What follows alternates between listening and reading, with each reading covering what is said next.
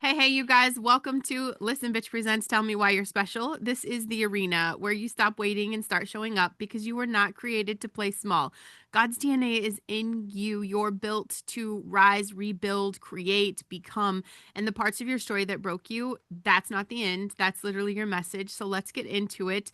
Today's guest is Alexandria. She went from high level athletic success to losing everything to rebuilding her life from the inside out. And you guys don't need me to hear, you don't need me to tell the story. I want you to hear it from her. So, Alexandria, I'm super excited that you are taking the time to hang out with us today. My hair is doing something and I don't know what's going on right now. Help! Don't worry about it.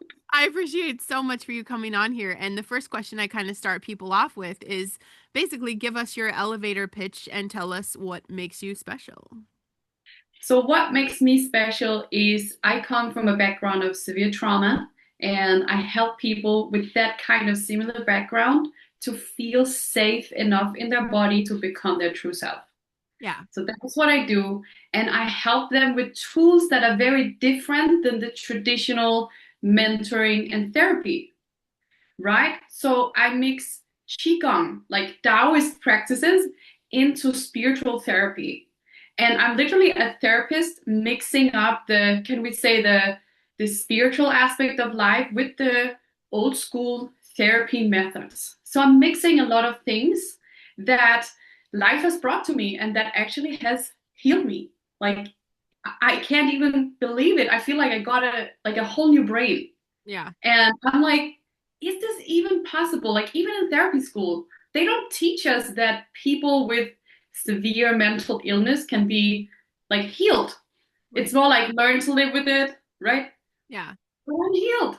Yeah. And I'm like, we should talk about this. So that's why I'm like kind of putting myself out there and starting to share my story just to inspire people who are maybe in the same situation. Yeah. No, I think that's amazing. So, like, I want to talk about a little bit from your bio because from the outside, like, your teenage years look like success. So, Yeah. my question is, like, what's actually happening underneath that? Yeah. So for the ones who don't know, like, yeah, I really went through a lot of success in my kayaking career. I had won a lot of gold medals, but at home I wasn't safe. So I basically lived in the club where we would be doing the trainings. So I would find any excuse never to go home. So my home was like a not available emotional mom who is having a mental disorder, who was like manipulating me and my brother to do things we didn't want to do, and never really able to understand our perspective of life. Um, and a father who wasn't there and who was a drug addict, who was like he taught me how to roll a joint when I was 14. Yeah. So that was the kind of father I had, more like a hippie friend, right? So I didn't really have a safety net at home. So very fast I adapted to get, can we say, love, not maybe affection from others by being really good at something. Yeah. And just like I found discipline. I think discipline helped me to cope a lot with what was going on at the time. So I would just kind of push myself through my trainings, and that would give me that adrenaline, and I would be good at it. So people would, cheer me on. Yeah. But then, slowly inside my body, chronic pain started to build over time. Yeah. Because I feel like, it's your body kind of keeps the score in every trauma. Our body's collecting that as a core memory. Um, Yeah. but also I do think that you giving yourself an outlet probably prevented that from being a lot worse. I feel like, having that outlet, how much of your drive as an athlete really just came from survival, not necessarily passion? Were you I passionate? agree. I think it was pure survival. Yeah. Like I wasn't really good at it. I wouldn't say that I had a particular like talent in kayaking per se. I actually was not very good at it when I started. I was one of the worst. I would like fall in the water all the time, Wow. basically. Yeah. But I would just never give up. I was just, I'm gonna get it. I'm gonna, and then that drive, Yeah. it just got me to the top. And whenever my trainer would like give me like you get like criticism, like you have to put your arms like this or you have to train more. I wouldn't take in the criticism. I would just be like, yeah, got you. I will like I'll just do it. I'll just become the best. Yeah. So for sure he loved me. He loved my attitude. He was like he was always helping me extra because I could take it, right? Yeah. Where the other girls would be like maybe crying or like he doesn't like me or you know, yeah. I didn't have that. I just had like that kind of drive. But there was a time where I remember it was the Danish championships and I had a fever and I would just push through it. And it was a 5K and I knew I was going to win. But after I won, I literally passed out. Mm-hmm. So I think it was pure survival. Adrenaline took you out there, and your body Yeah. like, we're done. What Yeah, like over. for the people that are listening, because I think this happens like across the board for a lot of people, um, Mhm. when they build their entire identity on performance and they Yeah. don't realize the consequence. Can you share that with the audience, what the consequence is of that? Yeah, so at one point, your nervous system and your physical body actually collapses.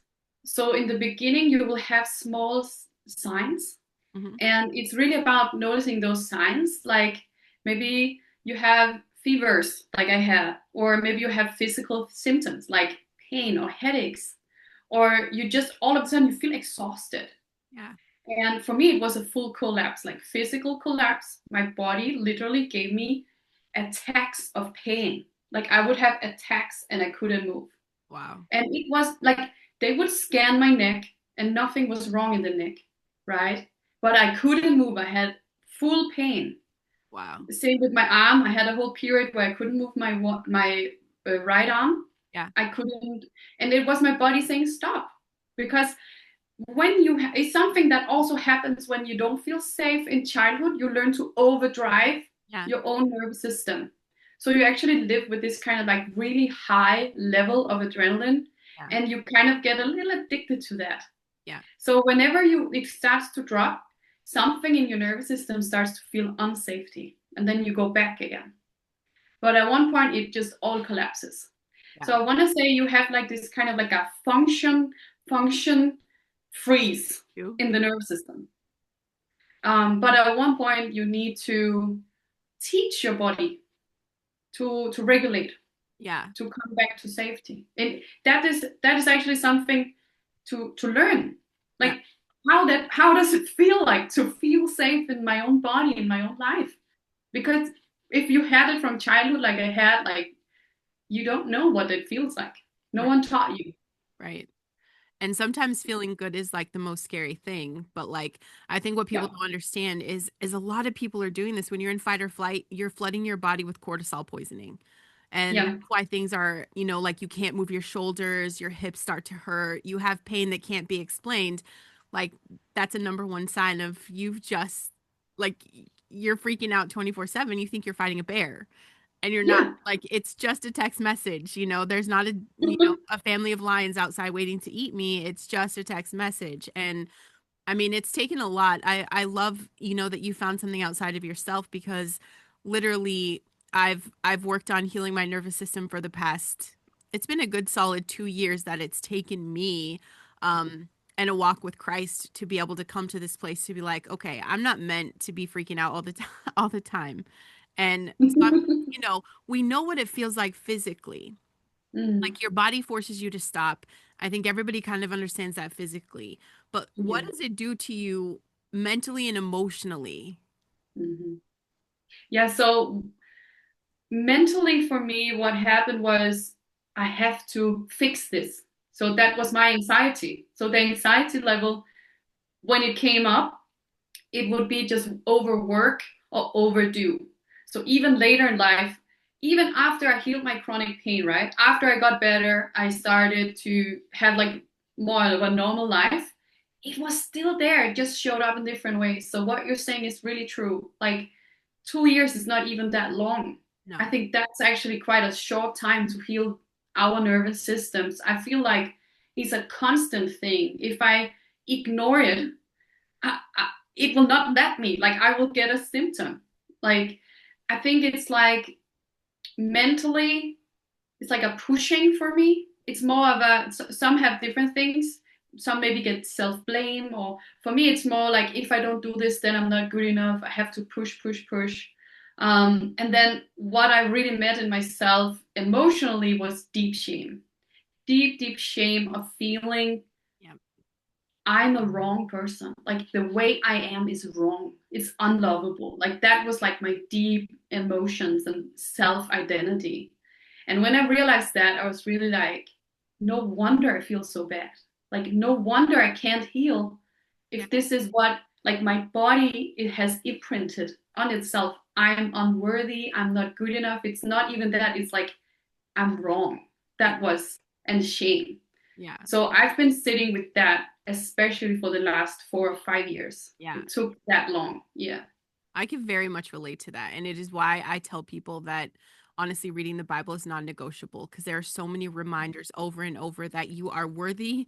You're not Yes. broken. You're made exactly how you're meant to be. And I mean, that's been the catalyst for me. And so it makes it less Amazing. scary when I really do have to face things, you know? And you mentioned facing trauma that you buried.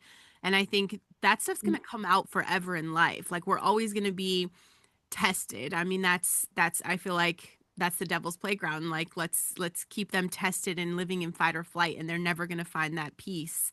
You know, they're never I going to agree. the Yeah. other side of what feels really good. Um, Yeah. but you know what? Why am I losing my train of thought right now? The trauma. What was it like really confronting that truth of the past? There we go. We're back Well, in time. so the truth of the past came kind of like through my body into my mind. It started with a deep pain in my womb, and then I would have all these memories come up of my own father raping me. Okay. And at first I was like, that can't be true. Right. So I would like contact my mom and I was like, do you remember this and this? And she would then confirm that something mystical happened. And then my body just reacted like, it's true. And I was like, wow, that happened to me. And then I had to go through that process. And it was so overwhelming. And I want to tell you, like, first I saw, like, in my own mind, a dragon, like a really big, dark, ugly dragon. Yeah. And then Jesus came with this light, and then we flew up into the sky, and the dragon became a white dragon. And then we would go back in the old memories and Yeah. just clear it all up with light and fire. Yeah. And that's how I met my current practice, which is called Akashic Records, which is a ancient practice, but very Christian practice of being with Christ and the angels and kind of clearing and healing everything. And that's what healed me. Like I couldn't face it alone. That was impossible.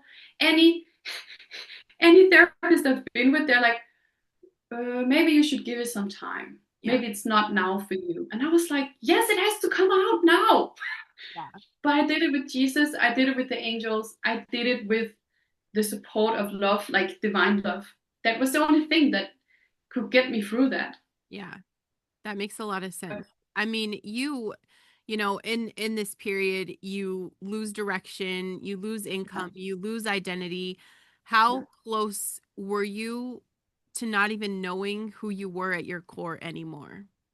yeah, I totally lost it. Like I was at one point totally suicidal, and I felt, can I say, possessed or so overwhelmed by something that I didn't know what time it was. I didn't know what day it was. I was like, my brain was not functioning.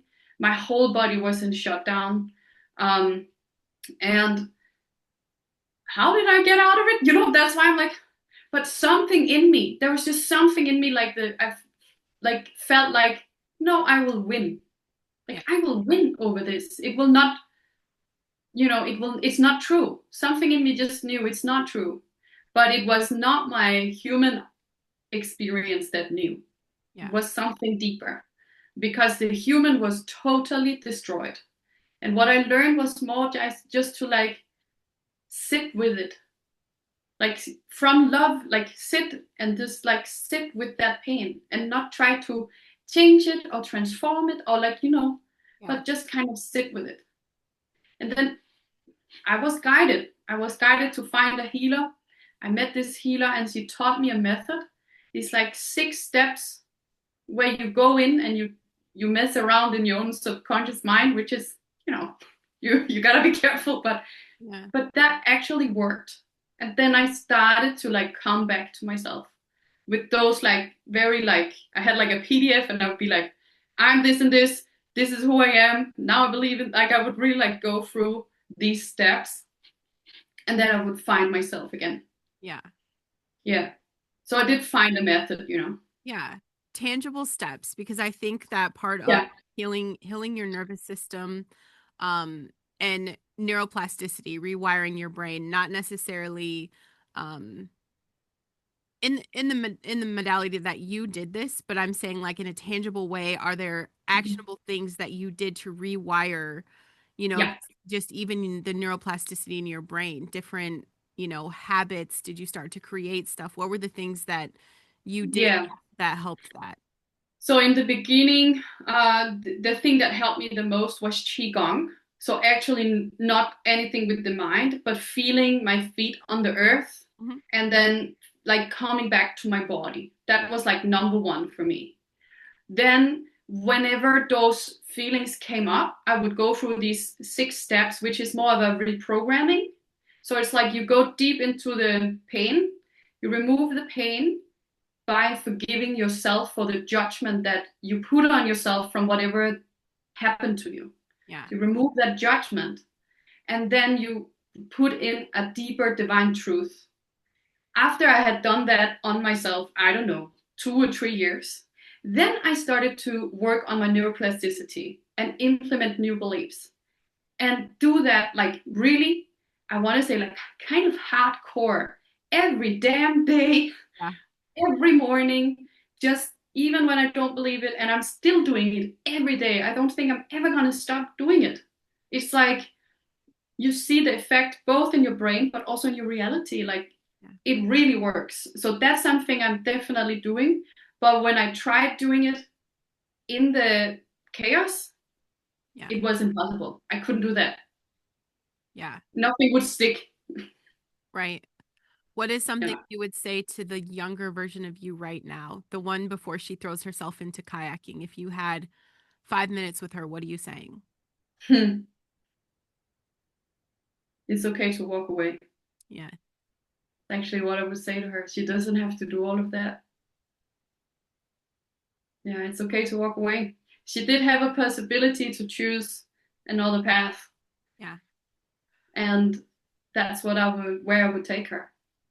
And that path was actually, like her boyfriend at the time, Hmm. um, was like in a much better community, you know, going to church and like I don't know, like a better place. Dude. Yeah. Yeah. That's amazing. When did you start to really feel like you're becoming yourself again, and not just in that surviving mode? What were the signs that you had to be like, okay, I'm safe, Mhm. this is me and it's going to be okay. Yeah, I'd say it was around 3 years ago. And I had found my current boyfriend. We had a new apartment, and things were starting to light up. And I was starting to also be able to be here. Like I just started to feel grounded in my body, and I started to be able to have visions again about like what I wanted to do and appreciate the small things of life, like eating food, and like the really small things started to make sense for me. And those became the moments where I was like, okay, now it's going forward. And then I started to implement a method like every morning Yeah. that gave me that feeling of kind of grounding and just appreciating my day really. And I have like this thing I say, it's like love always wins.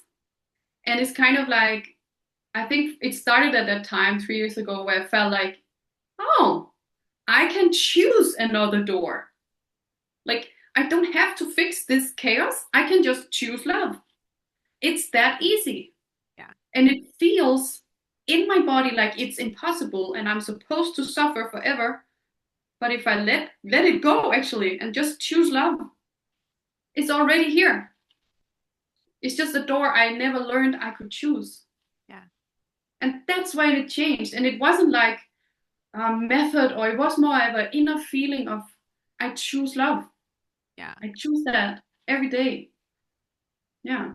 That's amazing. And now you're mentoring others. That's incredible. Yeah. What is the biggest pattern that you see in people who are Mhm. stuck in trauma? Self blame and self judgment. And we go a lot through those 6 steps, um, both with my one clients and in my group therapy. We do it all together and we support each other and we like cheer each other on when we're crying and we're forgiving ourselves and we're witnessing people forgive themselves. And it's so beautiful. It's like it's much more powerful when you're ready for that step. Also, one I do it and I see it's so deep in the subconscious. Yeah. And the self blame comes because you kind of know something's there, but you can't find it. Right. And that's what I see, especially with people that have what I had pain. Because the pain, it's like it's creating a pattern. You can see it, but you don't know what it is. So, like, if I could say something, it's just like, it's not your fault. Like, I think that's a sentence I say all the time, every day to my clients. Really, it's like, it's not your fault. Right. If you have sickness or you have a problem, like karma is not your fault. Yeah. Like it's life. Um, yeah. Right now, what are you still working through? What are you still learning? What are you still healing? Yeah, I'm working through, I want to say, really embracing my feminine side. And it's so funny, after I signed up for the podcast, I had like this outburst of herpes on the left side and pain on the left side of my body. And I was like, oh, blockages on the left side is coming out of me. And I'm really working on embracing my feminine side, which is what was kind of traumatized or, Yeah. and feeling safe to receive and just be Yeah. and not kind of like hustle or push myself or just be like just an example is like I got this special app on my phone that blocks all my social media several hours per day so I can just relax. Yeah. Like stuff like that in the beginning gave me anxiety still. I was like, is that even legal? Can I even rest? Yeah. Yes, you can like and doing like I want to say like self-treating things as a that's like now more what I'm trying to do, like implement habits of like going to the spa and going in the sauna and like Yeah. taking a bath, like being feminine. And that's my experience right now that I'm really like embracing this year. Yeah. I think And then the other part, I guess, is I'm getting so much visibility that I'm not used to. So I'm also kind of okay, it's also time to find a balance between like femininity and leadership yeah. and how to show up and hold that, to be able to hold that frequency and kind of belong here fully in my, I want to say, my divine self and not do things the old way because I'm not interested in that. Like, yeah. Where can people find you? How can they work with you? Yeah, so they can find me on my website, Ideal to Heal. And on there, there's actually a platform and it just says login and it's in there. They can just jump in. There's tons of free meditations, healings, yoga classes, Qigong classes. I have a lot of online stuff on the platform that's free for everyone. And then when you feel like that's for me, Yeah. then you can join my online group or you can book me for a one-on-one session. I feel like we're all different and we want to like find mentors or healers that we are in harmony and frequency with. So I give that as kind of an opportunity to meet me and practice with me online. I love that. Alex, I'm going to tell you what makes you special. Okay. It's not the medals, it's not even the healing journey. It's the fact that your life broke wide open. And instead of numbing it or, continuing to avoid it and continuing to push it down, running from it, you faced it. And these days, that's rare. Most people spend their entire lives avoiding the truth and staying in the comfort of denial. You walk straight into the gates of hell and you're doing the work to rebuild yourself, not from a place of performance, not from a place of survival, but from something real. And I think that takes a lot of courage most people don't have. And the fact you're willing to hold space for the people to be able to discover the journey for themselves, I think is incredible. And I think that's what makes you special. And to everyone listening, what broke you doesn't get to define you. God did not create you to stay stuck in survival mode. He created you to rise, to rebuild, to become who you were always meant to be. And that is courageous, contagious, and magnetic. And do not forget, your mess is your message. The pain, the trauma, the setbacks. You guys, that's not the end of your story. That's the part that actually gives you the power. Okay. And I'm going to say this because it's just so underused. Podcasting is one of the most powerful tools right now. And like nobody's using it the right way. Your voice matters more than you think. And that's why I created a podcast support group. I'll help you simplify it, start it, turn your story into something that actually helps people. And let's build something real. Okay. There's no confusion in here. It's just about action. So if you've been sitting on your story, make sure you join the group, get in the arena, and start using your voice. If this episode hit you, subscribe, share it, send it to someone who needs it. Please get Resource with Alexandria. And if you're ready for the hot seat, come tell me why you're special. Alexandria, thank you again so much for your time today. Thank you so much for having me. It was a pleasure. Thank you for all that you do for us. It's awesome, really.